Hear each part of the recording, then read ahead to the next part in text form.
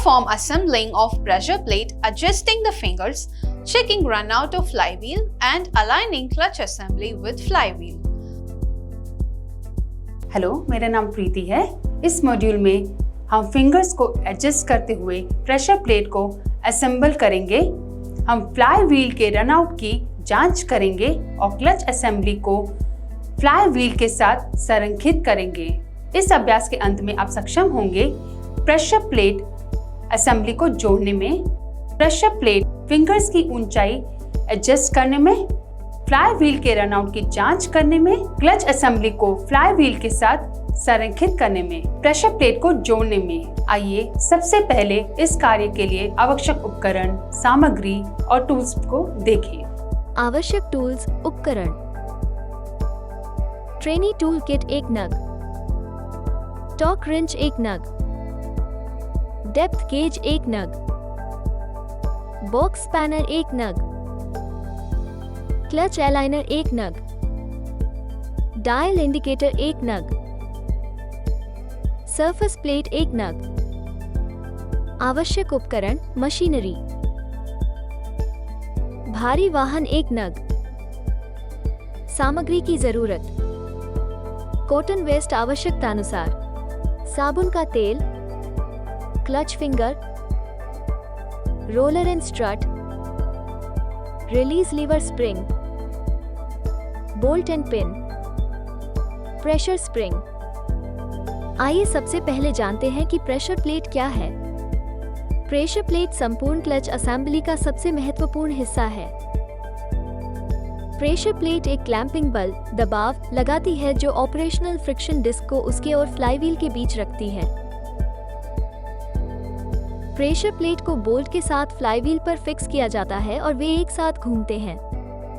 Pressure plate में एक diaphragm या स्प्रिंग्स होते हैं जो मुख्य कास्टिंग या ड्राइविंग सतह पर दबाव डालते हैं। ड्राइव को छोड़ने या अलग करने के लिए डायाफ्राम या क्लच लीवर को सक्रिय किया जाता है जो मुख्य कास्टिंग को संचालित डिस्क को उठाने की अनुमति देता है। अब आइए देखें कि प्रेशर प्लेट को कैसे जोड़ा जाता है। शुरू करने के लिए सबसे पहले प्रेशर प्लेट को एक सतह पर रखें।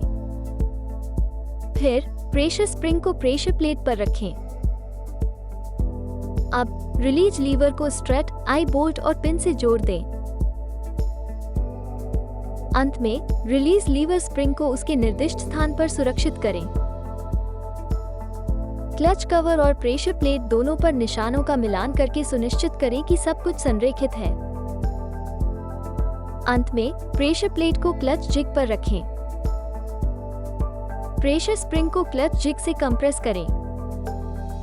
आई बोल्ट नट को माउंट करें और उन्हें समान रूप से कस लें।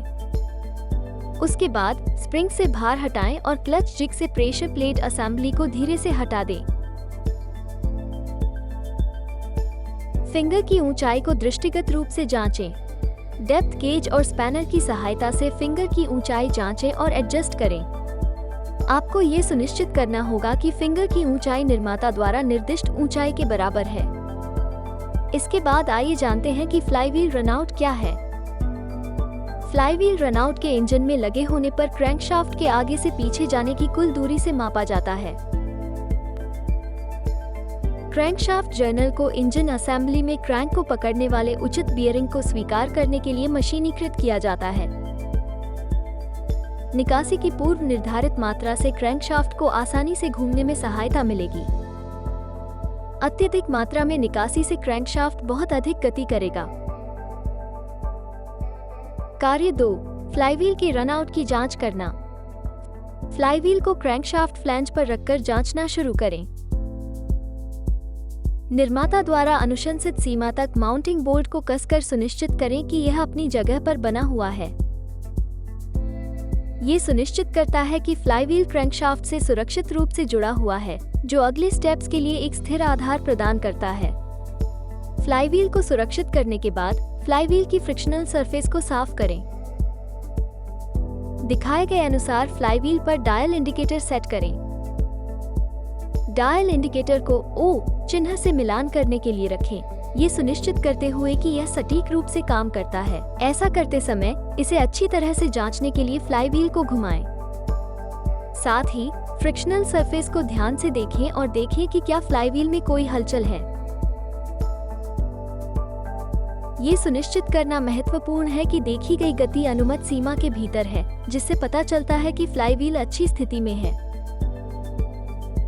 इन चरणों का पालन करने से फ्लाईव्हील की स्थिति की पूरी तरह से जांच करने और ये तय करने में मदद मिलती है कि इसे बेहतर कार्य करने के लिए किसी रखरखाव या समायोजन की आवश्यकता है या नहीं।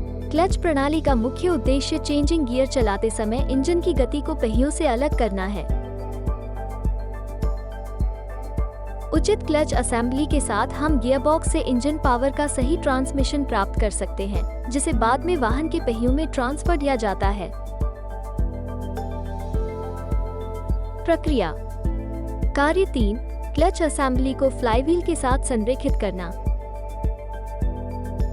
क्लच प्लेट को फ्लाईव्हील पर रखकर चीजों को एक साथ रखना शुरू करें। क्लच प्लेट के हब को फ्लाईव्हील के अपोजिट रखें। उसके बाद प्रेशर प्लेट असेंबली को फ्लाईव्हील पर और प्रेशर प्लेट के साथ माउंटिंग होल्स रखें। ये सावधानी पूर्वक और व्यवस्थित संरेखण सुनिश्चित करता है कि क्लच के हिस्से फ्लाईव्हील पर सही ढंग से स्थापित हैं। फ्लाईव्हील पर प्रेशर प्लेट को स्क्रू करके प्रक्रिया पर आगे बढ़ें। हाथों से उन्हें थोड़ा कस लें और असेंबली शुरू करें। इस इनिशियल सेटअप के बाद ये सुनिश्चित करने के लिए क्लच अलाइनर टूल का उपयोग करें कि क्लच प्लेट प्रणाली में पूरी तरह से संरेखित है। एक बार जब क्लच प्लेट सही स्थिति में आ जाए तो निर्माता द्वारा निर्दिष्ट रिकमेंडेड फोर्स का उपयोग करके प्रेशर प्लेट के स्क्रू को कस लें। ऐसा करने से यह सुनिश्चित हो जाता है कि हिस्से मजबूती से जुड़े हुए हैं। क्लच अलाइनर को हटाकर असेंबली प्रक्रिया समाप्त करें। यह व्यवस्थित और step by step approach flywheel पर क्लच कंपोनेंट सुरक्षित स्थापना और सटीक संरेखण की गारंटी देता है। प्रत्येक चरण का सावधानी पूर्वक निष्पादन वाहन के भीतर क्लच प्रणाली की समग्र कार्यक्षमता और दीर्घायु में योगदान देता है। इस अभ्यास के अंत पर आ गए हैं। आइए इस मॉड्यूल में हमने जो सीखा है उसको दोहराएं। हमने सीखा है प्रेशर प्लेट असेंबली को जोड़ना, प्रेशर प्लेट फिंगर्स की ऊंचाई समायोजित करना, फ्लाईव्हील के रनआउट की जांच करना, क्लच असेंबली को फ्लाईव्हील के साथ संरेखित करना, प्रेशर प्लेट को जोड़ना। हमने सीखा है कि प्रेशर प्लेट को असेंबल करना, फिंगर्स को एडजस्ट करना, फ्लाईव्हील के रनआउट की जांच करना और क्लच असेंबली को फ्लाईव्हील के साथ संरेखित करना। इस अभ्यास को अपने प्रशिक्षक की सहायता से करें। धन्यवाद।